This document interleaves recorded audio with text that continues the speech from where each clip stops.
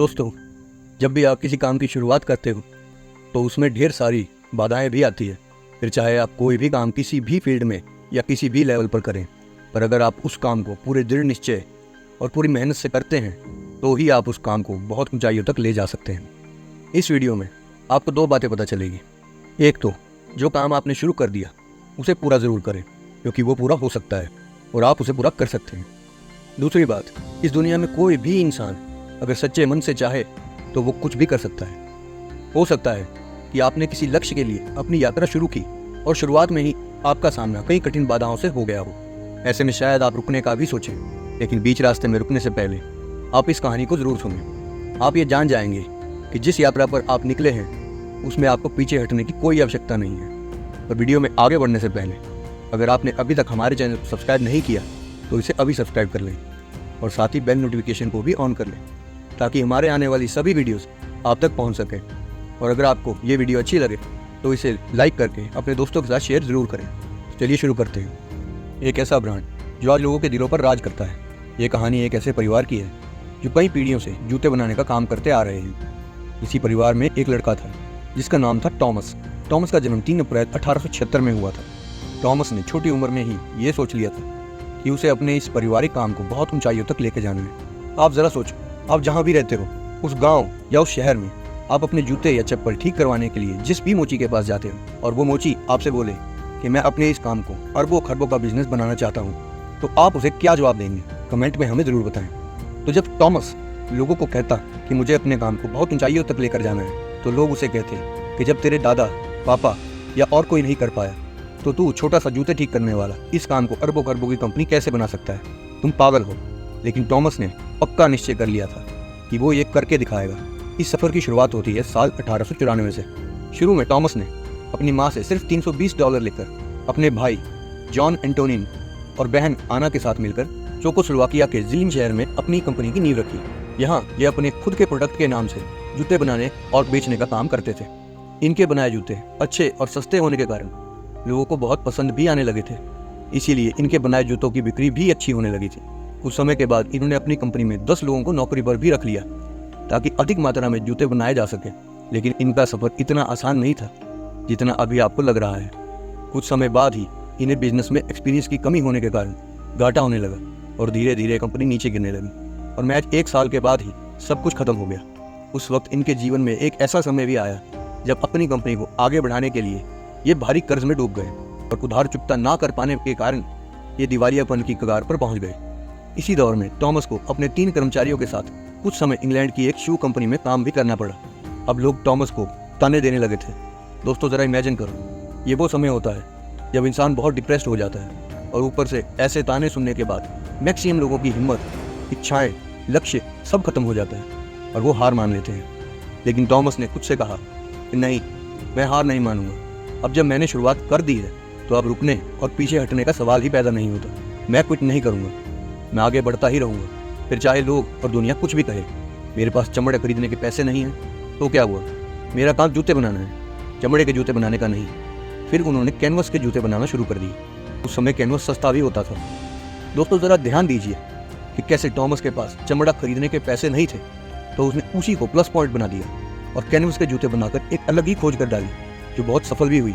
और आज भी हम कैनवस के जूते पहनते हैं और आज और कंपनीज भी कैनवस के जूते बनाने लगी है। ये जूते लोगों को कम दाम में मिल जाते हैं क्योंकि इनकी प्रोडक्शन कॉस्ट कम होती है। तो टॉमस का ये तरीका काफ़ी हिट होने लगा और कंपनी फिर से धीरे धीरे ग्रो करने लगी। अब इनकी कंपनी में लगभग 50 लोग काम कर रहे थे। कंपनी में स्थिरता आने के बाद टॉमस ने प्रोडक्शन को कैसे बढ़ाया जाए इस पर अपना दिमाग लगाना शुरू किया और मास प्रोडक्शन कैसे की जाती है ये सीखने के लिए सन 1904 में वो अपने 3 कर्मचारियों के साथ अमेरिका के बॉस्टन शहर में गए, जो उस समय दुनिया की फुटवेयर इंडस्ट्री का सेंटर था। वहाँ उन्होंने 6 महीने बिताए।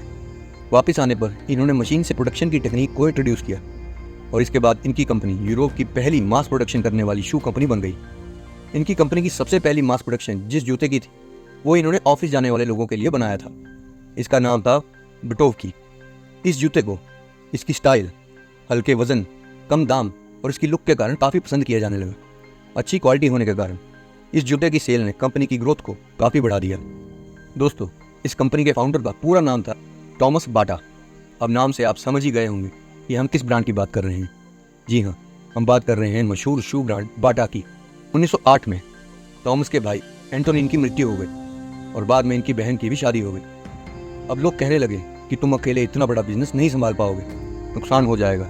टॉमस ने कहा कि शुरुआत मैंने की है तो मैं इसे भी संभाल लूंगा।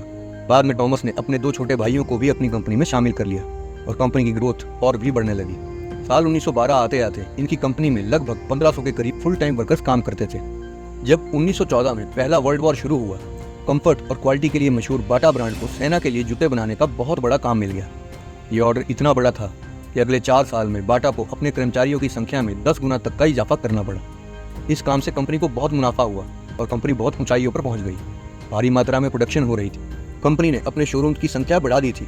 कई शहरों में इनके स्टोर्स खुल गए थे। सब कुछ एकदम सेट था। लेकिन जैसे ही वर्ल्ड वॉर खत्म हुआ, पूरी दुनिया में आर्थिक संकट आ चुका था और तब बाटा कंपनी को भी काफ़ी नुकसान हो रहा था, क्योंकि लोगों के पास पैसे ही नहीं थे। तो जूते कौन खरीदता?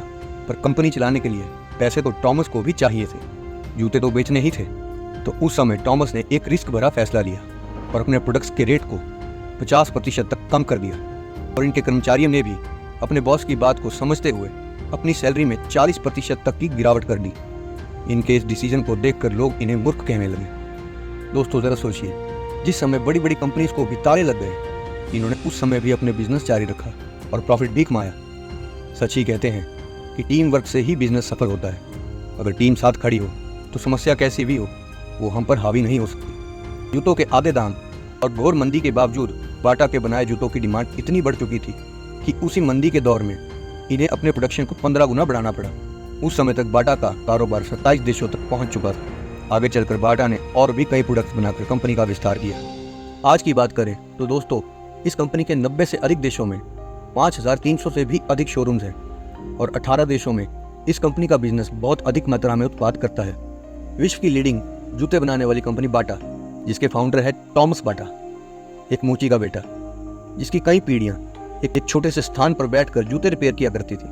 दुनिया का नामचीन ब्रांड बाटा, जिसकी कामयाबी का अंदाजा आप इस बात से लगा सकते हैं कि उस समय जूतों का मतलब ही बाटा होता था। बाटा कंपनी ने अपने कदम भारत में साल 1931 में रखे थे। इसकी सबसे पहली फैक्ट्री बंगाल में शुरू की गई थी, जिसको बाद में बिहार के बाटागंज में शिफ्ट कर दिया गया और इसके बाद भारत के हरियाणा, कर्नाटक और तमिलनाडु में 5 और यूनिट्स की शुरुआत की गई। इन सभी जगहों पर चमड़े, रबड़, कैनवस और पीवीसी से सस्ते और टिकाऊ जूते तैयार किए जाते थे। 12 जुलाई 1932 में 56 साल की उम्र में टॉमस बाटा की एक विमान दुर्घटना में मृत्यु हो गई। दुर्भाग्यवश उनका विमान उनकी ही एक बिल्डिंग की चिमनी से टकराने के कारण दुर्घटनाग्रस्त हो गया था। टॉमस की मौत के बाद कंपनी की जिम्मेदारी इनके भाई और बेटे के कंधों पर आ गई। इन्होंने भी टॉमस के बनाए रास्ते पर चलते हुए कंपनी के विकास के लिए जी तोड़ मेहनत की। बाटा कंपनी ने भारत के पटना शहर में एक चमड़े की फैक्ट्री की शुरुआत की। इस फैक्ट्री में जूते बनाने के लिए काफ़ी अच्छी क्वालिटी वाले चमड़े का निर्माण किया जाने लगा। इसी स्थान को अब लोग बाटागंज के नाम से जानते हैं। साल 2004 में बाटा कंपनी को Guinness book of world records की तरफ से विश्व की सबसे बड़ी जूते बनाने वाली कंपनी का खिताब भी मिल चुका है। पूरी दुनिया में बाटा के सबसे अधिक स्टोर्स भारत में ही है। भारत में इनकी संख्या लगभग 1300 के करीब है। बाटा जूते बनाने के अलावा कई अन्य सामान जैसे बैग, मोजे और पॉलिश जैसी चीज़ें भी बनाने लगी है। बाटा के संस्थापक टॉमस बाटा के नाम पर चेक रिपब्लिक में एक विश्वविद्यालय भी चल रहा है, जिसमें 10,000 से अधिक बच्चे शिक्षा प्राप्त कर रहे हैं। इस शानदार ब्रांड की स्थापना करने वाले टॉमस बाटा ने साल 1932 में संसार को अलविदा कह दिया। लेकिन उनका ये जीवन हम सभी को अब भी बहुत कुछ सिखा रहा है। उसने सोचा कि मैं इसी छोटे से काम को इतने बड़े स्तर तक ले जा सकता हूँ। हजारों बार ऐसा लगा कि अब सब कुछ खत्म हो चुका है, अब इसको आगे नहीं ले जा सकते, क्विट करना पड़ेगा। लोगों ने भी बोला कि तू नहीं कर पाएगा, लेकिन ये लड़का हर बार यही बोला कि मैंने शुरुआत की है तो मैं इस काम को पूरा करूँगा। जो मैंने कहा है वो मैं करके दिखाऊंगा। मैं एग्जिट नहीं करूँगा। हम आशा करते हैं कि आपको इस वीडियो से कुछ तो सीखने को मिला होगा और आप समझ गए होंगे जो 2 बातें हमने अपने वीडियो की शुरुआत में कही थी। तो वास्तव में सब कुछ संभव है अगर इंसान चाहे तो। आपने इस कहानी से क्या सीखा कमेंट में ज़रूर बताइएगा, जो कि हमारे लिए बहुत महत्वपूर्ण है। हम सभी के सामने आज ये दर्शन है कि जिसने ज़िंदगी को खुलकर जिया उसे मुकाम भी मिले और खुशियाँ भी मिली, और जो सोचता रहा वो बस सोचता ही रह गया। हम आशा करते हैं कि आपने इस कहानी को सुनने के बाद अपने सफ़र को बीच में छोड़ने के इरादे को नष्ट कर दिया होगा।